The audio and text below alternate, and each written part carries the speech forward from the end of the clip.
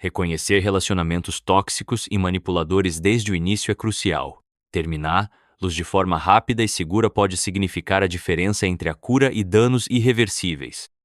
Mas mesmo quando alguém toma a corajosa decisão de se afastar, fazê-lo com cautela e tato é essencial, porque a reação de uma pessoa controladora pode ser perigosamente imprevisível.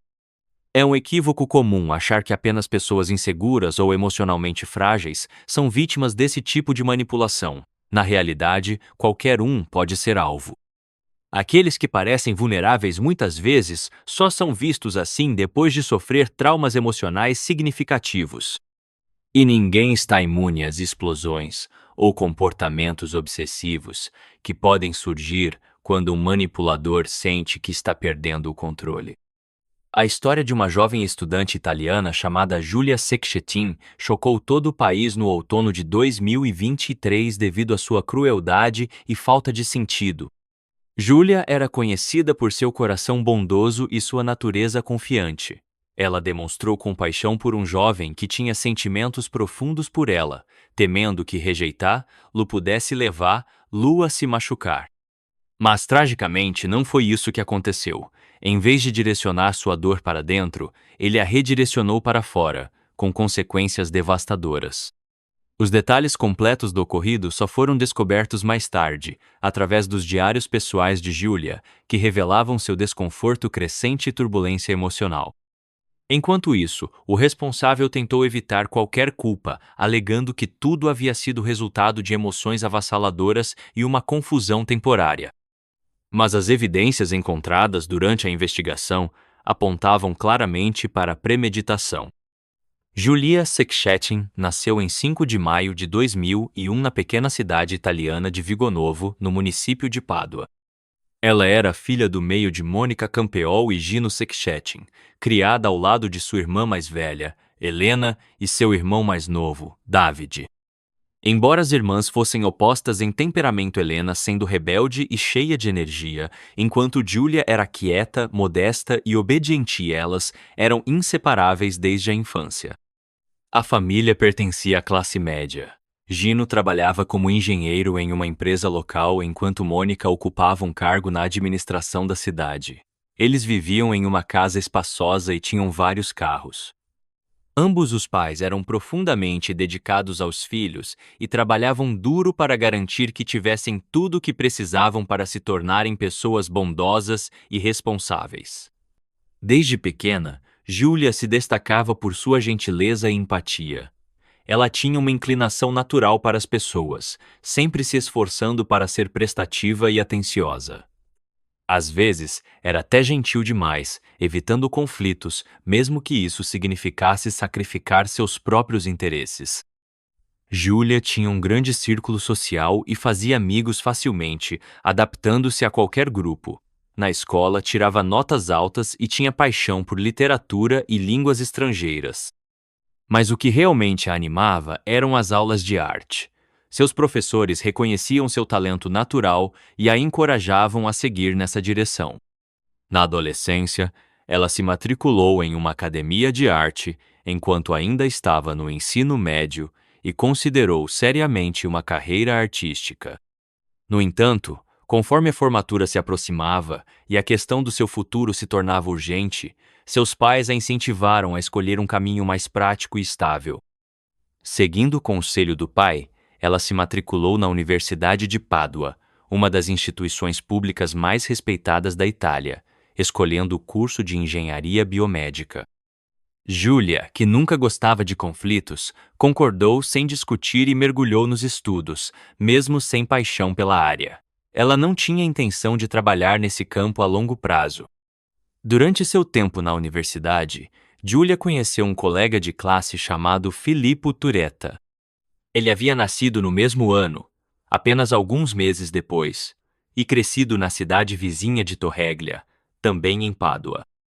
Filippo vinha de uma família modesta e era o único filho de Elisabetta e Nicola Turetta, que o idolatravam. Os dois estudavam no mesmo departamento e uma atração mútua se desenvolveu rapidamente. O vínculo deles começou com longas conversas, apoio emocional e desafios compartilhados. Quando Filippo começou a ter dificuldades acadêmicas, Júlia o ajudou a recuperar o atraso e passar nas provas. Pouco tempo depois, ele a convidou para um primeiro encontro. O relacionamento deles começou oficialmente em janeiro de 2022, marcando o primeiro romance sério de Júlia. Vinda de uma criação protegida, ela se apaixonou perdidamente. Nos primeiros 6 meses, o casal era praticamente inseparável. Eles iam a todos os lugares juntos e pareciam genuinamente felizes tanto que suas famílias e amigos não tinham motivos para duvidar da profundidade de sua conexão. Apenas 2 meses depois do início do relacionamento, Filippo convidou Júlia para jantar em sua casa e a apresentou aos pais, referindo-se a ela como sua futura esposa. Algumas semanas depois, ela fez o mesmo, levando-o para conhecer sua própria família. Os amigos do casal estavam convencidos de que, até a formatura, Júlia e Filippo estariam noivos. Mas a vida deu uma guinada devastadora para a família de Júlia. Sua mãe, Mônica, foi diagnosticada com uma doença em estágio avançado. O prognóstico era sombrio. Sua saúde se deteriorou rapidamente e, apesar das consultas, os médicos admitiram que pouco podiam fazer. Os 6 meses seguintes foram como um pesadelo para a família Sekshetin. Durante esse período difícil, Filippo fez o possível para apoiar Júlia. Ele permaneceu próximo a ela e também passou tempo com Mônica. Júlia apreciava profundamente sua presença. Ela realmente se importava com ele e era grata por sua bondade e apoio constante. Apesar de participar de tratamentos experimentais, Mônica faleceu em outubro de 2022, aos 51 anos. Sua partida deixou um vazio imenso. Para o marido Gino, o luto foi quase insuportável. Ele ficou emocionalmente sobrecarregado e só encontrou forças para continuar através do amor e da presença dos filhos. Enquanto Filippo permanecia presente e prestativo, algo entre o casal começou a mudar. Embora ainda estivessem juntos, Júlia começou a se sentir distante e incerta sobre o futuro deles. Ela já considerava terminar o relacionamento, mas não sabia como abordar o assunto sem causar conflitos ou magoá-lo. Ela só confidenciou suas dúvidas a 2 amigas próximas, pessoas que conhecia há anos e em quem confiava completamente. Elas ficaram chocadas. De fora, Júlia e Filippo pareciam o casal perfeito, feliz, harmonioso e sólido. Mas, nos bastidores, as coisas estavam desmoronando. Júlia não entrou em detalhes específicos, mas deixou claro que o relacionamento havia chegado a um ponto sem volta. Terminar era apenas uma questão de tempo. Ela não queria magoar Filippo, mas não podia continuar vivendo uma mentira. O verdadeiro motivo por trás de sua decisão só ficaria claro muito depois de sua morte. Na época, Júlia se dedicava à preparação de sua tese final, mas, no fundo, sabia que não tinha intenção de construir uma carreira em engenharia biomédica. Seu coração não estava nisso. Discretamente, sem contar a muitas pessoas, ela enviou uma inscrição para uma prestigiada escola internacional de arte em Roma, focada em ilustração de quadrinhos. Quando finalmente conversou com o pai sobre isso, deixou uma coisa clara: ela terminaria sua graduação como prometido. Planejava se formar e obter seu diploma, como seus pais esperavam. Mas, depois disso, cursaria uma segunda graduação, dessa vez em algo que realmente amava ela, queria se tornar ilustradora. Gino ouviu com atenção e não se opôs. Depois de perder a esposa, ele havia ganhado uma nova perspectiva sobre a vida. Entendia o quão curta e frágil ela podia ser. Disse à filha que ela era livre para seguir seu próprio caminho, tomar suas próprias decisões e se dedicar ao que realmente a fazia feliz. A conversa que Júlia teve com Filippo, no entanto, foi muito mais difícil do que ela esperava. Aconteceu em agosto de 2023, depois de mais de 1 ano e meio de relacionamento. Júlia lutou para encontrar as palavras certas, mas Filippo aparentou receber a notícia com maturidade. Ele até sugeriu que permanecessem amigos e mantivessem contato, reconhecendo o vínculo que compartilhavam. Como ainda frequentavam a mesma universidade e estudavam no mesmo departamento, seus caminhos se cruzavam regularmente. No entanto, Menos de uma semana após o término, Filippo tentou reatar o relacionamento. Ele convidou Júlia para um de seus restaurantes favoritos, um lugar que já havia sido especial para Elise, e implorou por uma segunda chance, lembrando-a dos bons momentos que haviam vivido. Mas Júlia manteve sua decisão. Ela não queria repetir os erros do passado. Aquela noite terminou sem incidentes, mas havia uma tensão não dita no ar que só cresceu com o tempo. O que se seguiu foi uma mudança preocupante. Filippo começou a ligar e mandar mensagens para Júlia todos os dias. No início, seu tom era emocional, declarando amor e implorando por reconciliação, mas isso rapidamente escalou para manipulação e ameaças. Ele afirmou que, se não voltassem, poderia se machucar. Filippo, já familiarizado com a natureza compassiva de Júlia, usou isso contra ela, pressionando seus pontos fracos emocionais, sua empatia e culpa. Júlia, sabendo quão emocionalmente instável ele podia ser, cedeu. Ela temia que ele agisse de acordo com as ameaças e, num esforço para manter as coisas calmas, concordou em manter contato. Por um breve período, eles voltaram a se ver, embora mais por preocupação do que por romance. No fundo, ela esperava que fosse temporário, que, assim que as coisas se acalmassem, a conexão se desfizesse de vez. Mas o comportamento de Filippo se tornou mais alarmante. Ele começou a enviar dezenas de mensagens por dia, com conteúdo cada vez mais perturbador. Em uma delas, escreveu que ou ficariam juntos para sempre, ou suas vidas terminariam.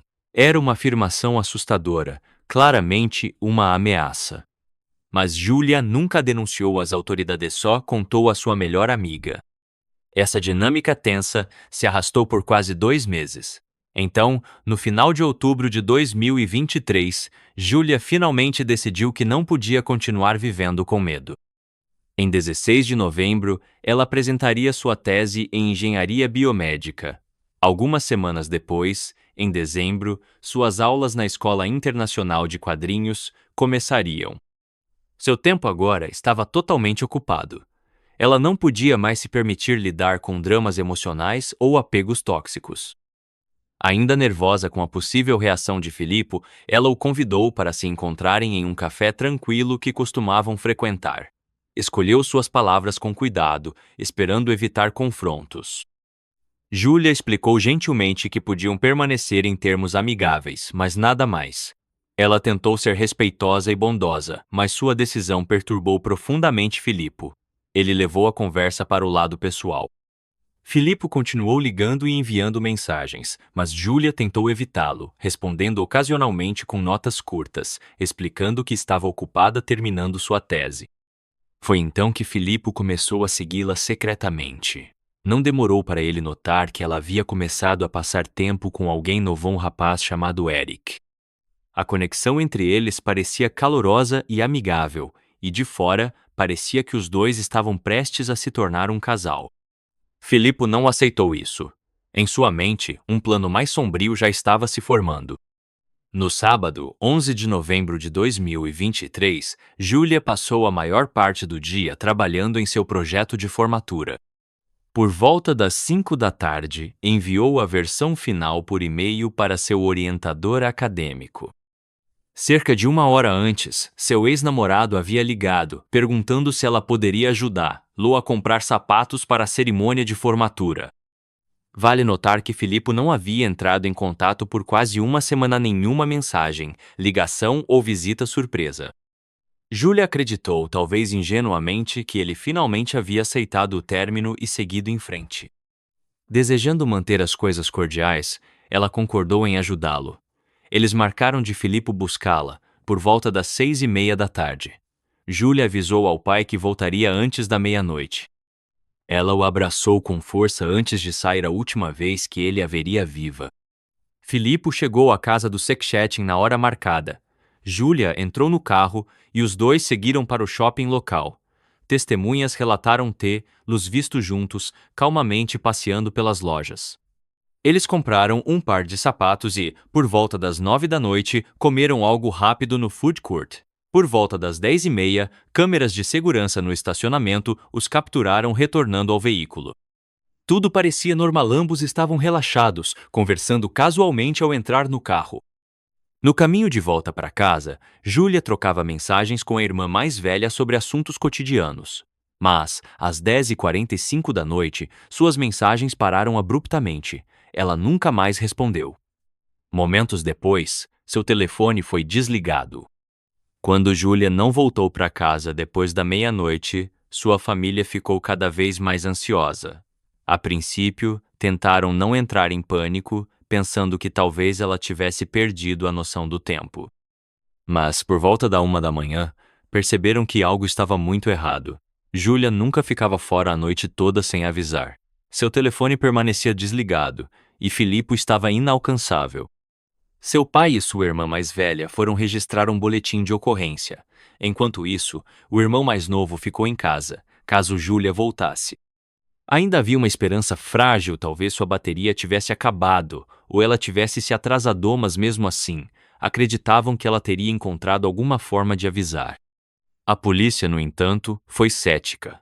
Explicaram que Júlia, sendo adulta, tinha todo o direito de não voltar para casa ou informar seu paradeiro. Apenas algumas horas haviam se passado desde que ela foi vista pela última vez, e, por protocolo, buscas por adultos desaparecidos geralmente só começam após 24 horas. O que ninguém sabia na época era que cerca de 4 horas antes da família ir à delegacia, algo alarmante já havia sido relatado, um detalhe que ninguém inicialmente associou ao desaparecimento de Júlia, mas que logo ficaria claro não ser uma coincidência. Por volta das 11 da noite em que Júlia desapareceu, a polícia local recebeu uma ligação de um homem chamado Marco Musmesi. Ele havia saído para fumar em sua varanda quando testemunhou algo perturbador. Seu apartamento dava para um pequeno estacionamento do outro lado da rua. Dali, ele ouviu gritos desesperados, alguém pedindo ajuda. Olhando mais de perto, viu uma jovem sair correndo de um carro estacionado, visivelmente aterrorizada. Um homem saiu do mesmo veículo momentos depois, alcançou-a e a forçou a voltar para dentro, aparentemente a golpeando no processo.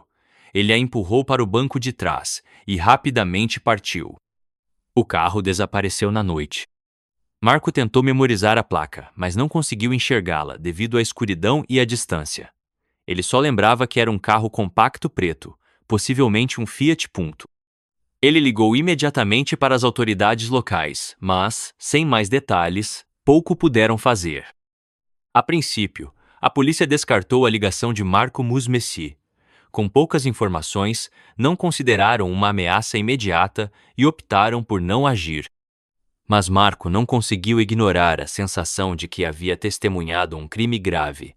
Ele decidiu ir pessoalmente à delegacia, convencido do que vira. Lá, ele cruzou com Gino, o pai de Júlia, que estava registrando o desaparecimento da filha. Para surpresa de ambos, perceberam que moravam a poucas casas de distância. O prédio de Marco ficava perto do final da rua, e do outro lado estava o pequeno estacionamento onde a cena perturbadora havia ocorrido. O carro que Marco descreveu, um compacto preto, batia com o veículo que Filippo dirigia. Naquela noite, ele havia buscado a ex-namorada em seu Fiat Grande Punto preto antes de irem ao shopping. Os investigadores contataram os pais de Filippo, Elisabetta e Nicola Tureta, que também estavam preocupados. Eles haviam ligado para amigos, esperando que alguém tivesse notícias do filho. Infelizmente, não puderam fornecer pistas úteis à polícia. Os policiais foram imediatamente ao estacionamento, agora considerado a cena de um incidente violento. Mas, para seu desapontamento, não havia câmeras de segurança no local. Sem imagens, os detetives tiveram que confiar apenas no relato da testemunha e em qualquer evidência física que encontrassem. O que descobriram foi alarmante. No chão, havia uma faca grande com a lâmina quebrada perto do cabo. Perto dela, manchas avermelhadas escuras. Embora a quantidade de sangue não fosse excessiva, era claro que alguém havia sido ferido. Peritos forenses confirmaram que as impressões digitais na faca pertenciam a Filippo e os vestígios de sangue combinavam com o DNA de Júlia. A lâmina quebrada e o corte profundo no asfalto sugeriam que o agressor havia errado o alvo na primeira tentativa, atingindo o chão. Os investigadores temiam o pior, mas ainda esperavam que Julia pudesse estar viva e precisando de ajuda urgente. Os telefones de ambos os estudantes haviam sido desligados logo após o incidente, e os dados mostravam que sua última localização conhecida era aquele mesmo estacionamento local do suposto ataque e sequestro. Diante das evidências, as autoridades abriram um processo criminal por agressão e detenção ilegal. Filippo agora era o principal suspeito. Seus pais estavam incrédulos. Insistiram que o filho jamais machucaria Julia, que a amava profundamente. Os detetives começaram a rastrear os movimentos de Filippo através de câmeras de vigilância em estradas, mas era um processo demorado. Ninguém sabia para onde ele poderia ter ido. Mais tarde naquela noite, o Fiat Grande Ponto Preto foi visto seguindo em direção a um lago na província de Pordenone. No dia seguinte, o veículo foi avistado em várias regiões Vêneto, Friuli, até mesmo no sul do Tirol. Em 12 de novembro, um jovem com a descrição de Filippo fez uma compra em um posto de gasolina perto da fronteira com a Áustria. Ele pagou com uma nota de 20 euros que parecia ter manchas de sangue seco. O atendente não pensou muito nisso na hora, mas as imagens de segurança confirmaram mais tarde que o comprador era Filippo. Outra evidência arrepiante surgiu pouco depois. Uma câmera de vigilância em uma área industrial nos arredores de Fosse, perto da cidade natal de Giulia Vigonovo, capturou imagens perturbadoras. No vídeo, um homem é visto agredindo fisicamente uma mulher. Após o ataque, ele ficou parado sobre seu corpo inerte por vários minutos antes de levantar lá e colocar lá no porta-malas de um carro. No local, os investigadores encontraram poças de sangue e sinais claros de uma luta. Não havia mais dúvidas, Julia provavelmente havia perdido a vida. Mas onde estavam seus restos mortais? E para onde o suspeito havia ido? Filippo foi oficialmente declarado procurado em toda a Europa. Então, em 18 de novembro, uma descoberta macabra foi feita em um pequeno desfiladeiro perto do lago de Barcis.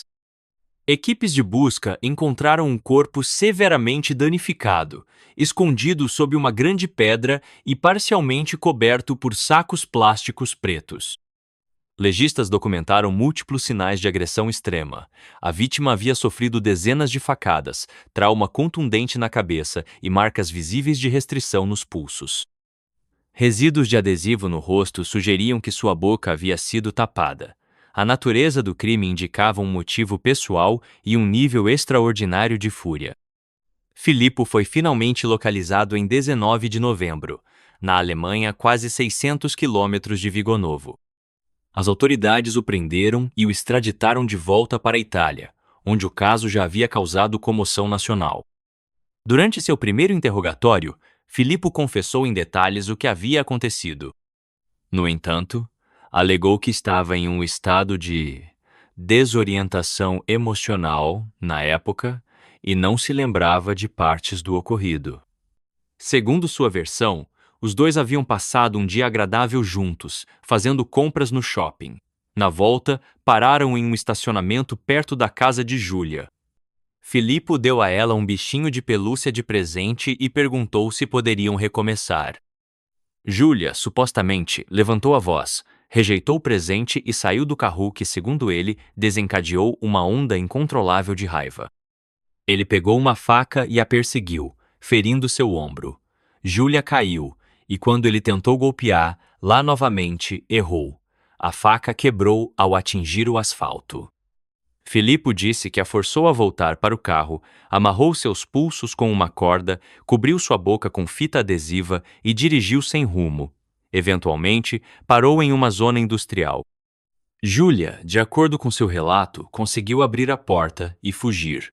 Foi quando ele pegou uma segunda faca e a perseguiu, continuando o ataque até que ela ficou imóvel. Quando questionado sobre quantas vezes a havia golpeado, Filippo disse: talvez 5 ou 7. No entanto, a equipe forense contou mais de 70 ferimentos. Além disso, sua alegação de um surto inesperado era inconsistente com o fato de que ele havia ido ao encontro preparado não com uma, mas 2 facas, corda, fita adesiva e sacos plásticos. Filippo ainda afirmou que pretendia tirar a própria vida depois para se reunir com Julia e até mostrou cortes superficiais nos pulsos. mas admitiu que não foi até o fim tirar outra vida, havia sido mais fácil do que acabar com a sua. A defesa contratada por sua família se agarrou à alegação de confusão mental e perda de memória. Toda a estratégia jurídica girava em torno disso, na esperança não de escapar totalmente da responsabilidade, mas de receber uma sentença mais leve ou ser transferido para uma instituição psiquiátrica em vez de prisão. Foi então que o pai de Júlia, em luto, tomou uma medida extraordinária. Ele entregou páginas do diário pessoal dela aos investigadores e, mais tarde, divulgou trechos publicamente. Determinado a esclarecer a verdade e chamar atenção para o que sua filha havia enfrentado. As anotações no diário de Júlia deixavam dolorosamente claro por que ela havia decidido terminar o relacionamento com Filippo e o que realmente acontecia nos bastidores. Embora se importasse profundamente com ele, Filippo havia mostrado um comportamento cada vez mais controlador e emocionalmente manipulador. Ele rastreava seus movimentos, monitorava seu telefone e redes sociais, proibia de ver amigos e exigia obediência constante aos seus desejos. Um conflito particularmente intenso surgiu pouco antes da tragédia, relacionado a Filippo insistindo em comparecer a uma festa de aniversário da irmã de Júlia, Helena, um pequeno evento familiar realizado após a recente morte da mãe. A família de Júlia não estava no clima para celebrações. No entanto, Filippo reagiu com raiva, acreditando que já fazia parte da família e tinha o direito de estar presente em todas as ocasiões. Essa discussão foi um ponto de virada. Fez Júlia reavaliar o relacionamento. Ela percebeu que precisava terminar de vez. Mas Filippo começou a usar chantagem emocional, ameaçando se machucar se ela o deixasse. Júlia, empática e compassiva, sentiu-se culpada. Mas essa bondade acabaria levando a consequências devastadoras. O julgamento começou em setembro de 2024. Filippo enfrentou múltiplas acusações: assédio, detenção ilegal, crime violento com extrema crueldade, fuga da justiça e adulteração de provas. Quando o julgamento começou, novas evidências surgiram, provas que deixavam claro que o crime havia sido premeditado. Investigadores descobriram que Filippo havia começado a planejar cerca de uma semana antes do incidente. Ele havia feito extensas pesquisas online, explorando áreas isoladas nos arredores que poderiam ser usadas para o ataque e para esconder o corpo. Seu histórico de navegação apoiava essa teoria. Durante uma busca em seu carro, os policiais encontraram um mapa impresso da região.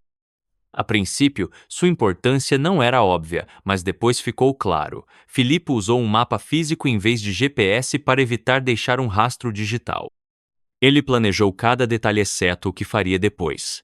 É possível que tenha considerado se machucar, mas as evidências para isso eram fracas e pouco convincentes.